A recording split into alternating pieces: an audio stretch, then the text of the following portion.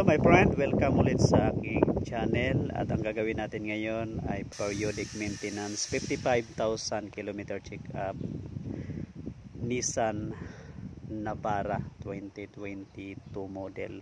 Sa 5,000 kailangan niyang i-change oil filter, top up all fluid level, at yung air filter element kailangan din nating linisan. Tingnan natin yung loob ng sasakyan.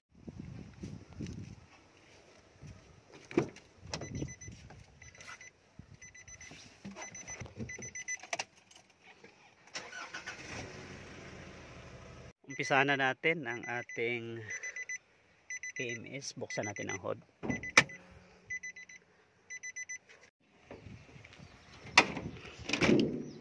Ito yung engine room niya. Yan. Yung plug niya 14 mm at yung pagluwag dito ay counterclockwise. Okay, lagyan na natin ng saburan. Laki naman ang space niya sa ilalim. Ang kailangan lang natin sapin or creeper para makapunta tayo sa ilalim. Tanggalin natin ang barrel plug niya 14 mm at ang pagtanggal niya ay counterclockwise. Gamit tayo ng ratchet at 14 mm na socket counterclockwise. Yan, okay, tanggal na. Tapos sahod natin, madali lang mag change oil na hindi na natin iangat yung unit kasi mataas naman siya. Gamitan lang kayo ng creeper or sapin, karton, pwede na. Ayan. Tikain lang natin na bukas yung engine oil cap para tuloy-tuloy yung pagbaba ng oil. Kung nakita ninyo, mabilis bumaba yung oil niya. Kaunting tulo na lang, kaya kailangan natin ng 30 minutes para matiyak na walang may iwan sa loob. Dapat nakaangat yung dipstick at naka open talaga yung engine oil cap. Okay, tanggalin na natin yung oil filter. Ang oil filter niya, kaharap tayo sa engine, nandito siya sa bandang kaliwa. Ayan, dito siya sa ilalim. Kita ninyo yung kulay blue. Yan yung ano niya, oil filter.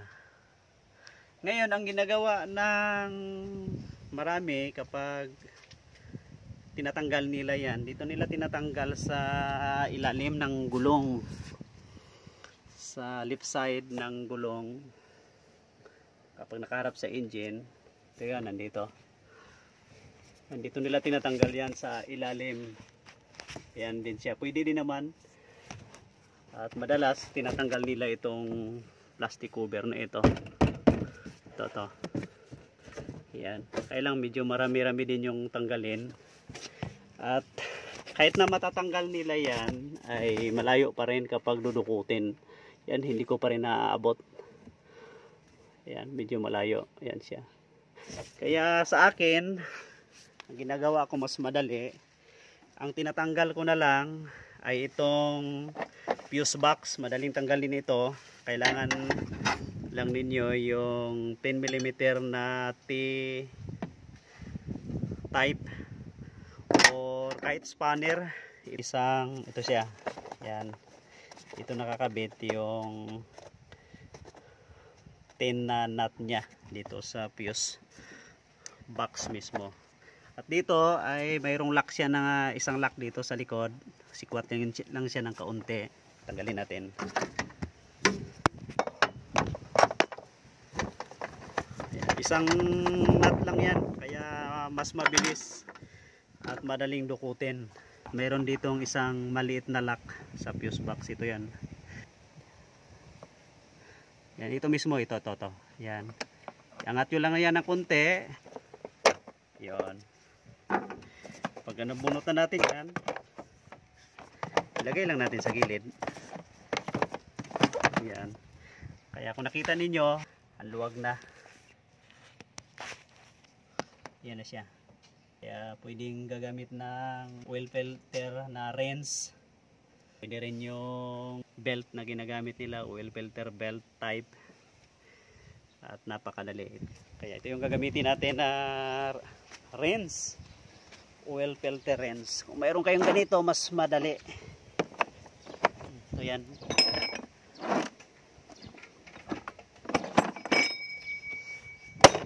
Yan isang set. Kahit anong sasakyan ay lahat ng oil filter niya ay pasok kasi mayroon akong isang set na oil filter rinse. Okay, ito na. Tanggalin natin kasukat doon sa kanyang oil filter. Okay. Tanggalin na natin. Kaya kanina ang tinanggal natin ito lang. Yung fuse box niya, yung isang nut at saka lock dito. Pagkatanggal niya, itabi lang siya at yun, laki ng space niya. Yan yung butas na yan. Kasyang kasya. Tapos ang pagtanggal dito, yan, counterclockwise pa rin ang ikot niya. Gusto natin na comfortable, salip na itong 1/2 drive na ratchet, pasok doon. Pwede naman. Pwede na naman siyang lalagyan siya ng extension na long extension dito para comfortable yung pag-ikot. Subukan natin. Yan, para comfortable tayo at hindi na natin dudukutin sa ilalim gamit ang ratchet. Pwedeng pasukan natin ng long extension. Okay, ito yung 1/2 drive na long extension. Dinugtong ko na lang. Pinasok ko doon. Kaya dito na lang ako ngayon magpihit para mas comfortable yung pagtanggal ko. Yan. Ang pagpihit niya ay counterclockwise. Yan. Tingnan nyo. Nasa taas yung ratchet. Kaya mas comfortable siya. Yung mataas na extension. Ayan siya. Ngayon, pihitin na natin sa kamay kasi maluwag na eh. Yun. Okay. Ayan, natanggal ko na. Ngayon, dito na natin padaanin sa taas. Kita nyo? Napakabilis. Wala na tayong tinanggal na mga maraming mga lock. Kung dito natin yan tatanggalin kasi sa ilalim at kukunin, mahihirapan tayo, malayo. Pagkatapos ay kailangan pa natin tanggalin yung plastic cover na ito. Maraming mga lock yan. Ayan. Kaya mahirap dudukutin. Pero dito mga friend, ito lang yung tanggalin ninyo. Okay, uulitin ko ulit mga friend.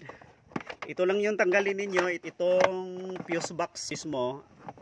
Yan, yan o. Kasi kanyang harness wire, ayan o. Ay extension siya. Maluwag siya. Kaya kapag natanggal na ninyo itong nut dito, na naka-attach yan sa bolt na yan. Tapos ito yung lock niya. Yan, itong lock. Na itong dito. Yan yung nakalock dyan.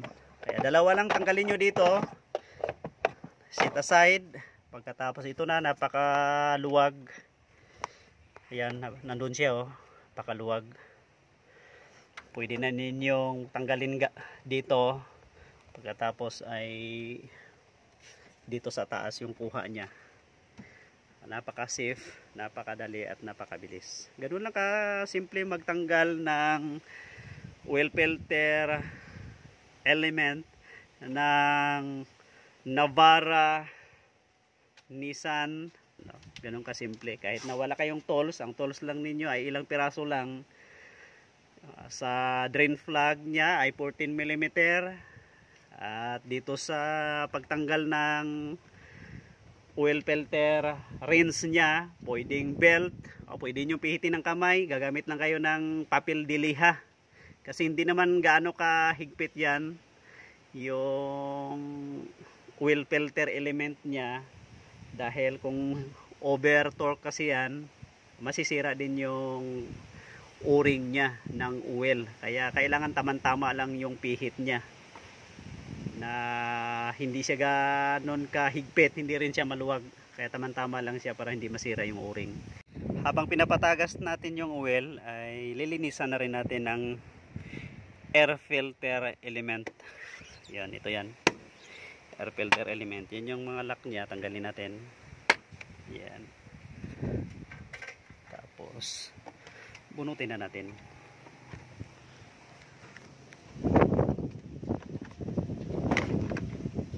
Yan lang. Pagtanggal ng isang lock, yan. Kita ninyo ay bago pa. Kaya noong 50,000 kilometer pinalitan na ito. Kaya ngayon 5,000 lang. Kailangan lang ng kaunting linis ito. Ito nyo sa ilalim, napakalinis. Ayan. Ayan, bago pa. Kaya hindi natin kailangan palitan yan. Pero kapag nasa dealers ka, SOP yan. 10,000 kilometer, bago maganda pa o hindi, papalitan nila yan. Kasi SOP yan, Standard Operating Procedure. At business nila yan. Kaya wala tayong magagawa dyan. Pero kung mayroon kayong friends na technician at nakakaintindi sa sasakyan, ay pagawa nyo na para makasave kayo ng maraming budget. Yung kasa kasi ay habang nagdagdag yung kilometrahe ng sasakyan, nagdagdag din yung bayad ng periodic maintenance. Wala nang tumulo, kaya punasan na natin. Kapit na natin yung kanyang drain plug. Okay. Clockwise yung paghigpit nito mga friend. Yung torque nito ay hindi maluwag, hindi rin masyadong over torque, para hindi siya ma-lustrate. Yan, isa pa. Check pa natin. Ganun lang ka-simple yung pagkabit nitong drain plug niya. Okay. Ayos na yan. Ngayon kakabit na natin yung oil filter. Taas. Okay, palitan na natin ng oil filter. Ito, ilubricate natin yung surface ng kanyang o-ring ng oil para pagpihit natin doon ay ma-freeze yan ng husto. Pero ingatan lang natin na huwag mag-over torque para hindi masira yung o-ring. Kapag may oil, madali siyang pihitin, hindi siya maganit, no? Yan, ito ipasok.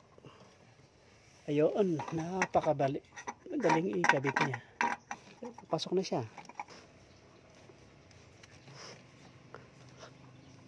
Okay.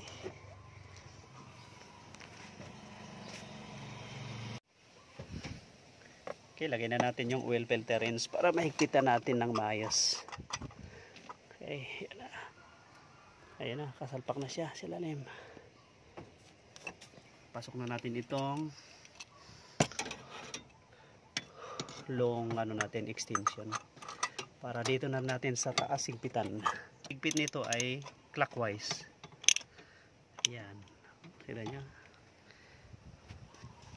Higpitan na natin. Tama-tama lang yung higpit na hindi siya mag-over torque. Natin ang oil filter element at lalagyan na natin ngayon ng oil. Ang gagamitin natin ay itong diesel na polysynthetic. Ang viscosity niya ay 10W40. Tamang-tama yung 10W40 na pang diesel na viscosity. Lagyan na natin.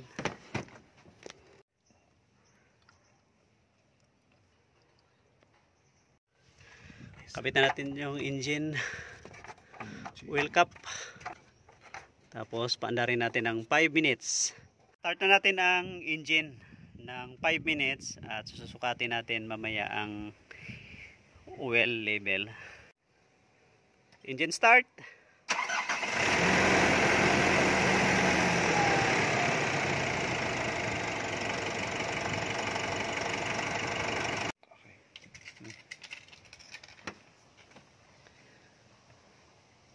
Okay, na-warm up na natin mga friends ng 5 minutes at napalamig na rin natin ng 5 minutes para ang purpose ay bumaba yung oil para masukat natin ang eksakto yung kanyang oil level. Sukatin na natin. Okay, tingnan natin muna.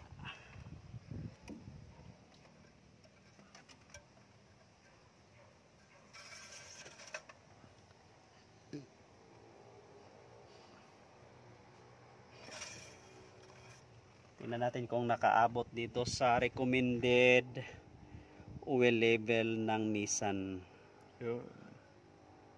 Okay, nandito siya. Nakita ninyo ay ang nilagay namin 6 liters. Kaya nandito siya sa recommended oil level na nandoon sa manual ng Nissan. Pero ang nilagay namin ay 6 liters. Ang iba naman 6.5. Ang mahalaga hindi siya tataas ng doon sa recommended na oil level ng dealers. Hindi rin siya bababa ng napakababa. Talagang nandyan lang siya sa naglalaro lang siya sa ilalim ng butas o sa itaas ng kaunti ng butas. 6 liter, 6.5. Sukatin ninyo ng paulit-ulit para makuha ninyo yung recommended level ng oil. Pero ang nilagay namin sa amin ay 6 liters at sakto naman siya. Kaya tapos na tayong mag-change oil. Dito nagtapos yung ating pag-change oil ng Nissan Navara 2021 model. At pakisuyo na lang mga friends, paki-subscribe ninyo ang aking maliit na channel, paki-hit yung notification bell niya para updated kayo sa mga video na gagawin ko tungkol sa sasakyan. Maraming salamat po sa inyong support at ingat kayo palagi.